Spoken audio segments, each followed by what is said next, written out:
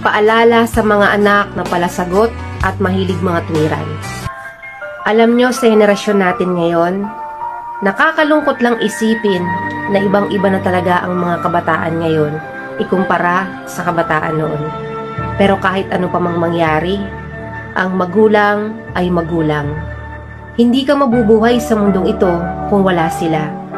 Kaya kung nasaktan ka man nila o may nagawa man silang pagkakamali sa'yo, wala ka pa rin karapatan na bastusin sila. Lumaki ka man sa panahon na kung saan makabago na ang mga bagay-bagay sa paligid mo, huwag mo pa rin kalimutan kung sino ang bumuhay at nag-alaga sa'yo. Masakit para sa isang magulang na pagalitan ng anak. Hindi mo yun alam kasi hindi nila ipinapahalata. Pero mas masakit sa kanila ang lumaki ang mga anak na walang respeto sa magulang. Matigas ka, di ba? Ang hilig mong sumagot o mga tuwiran kapag pinapayuhan ka. Eto lang ang masasabi ko.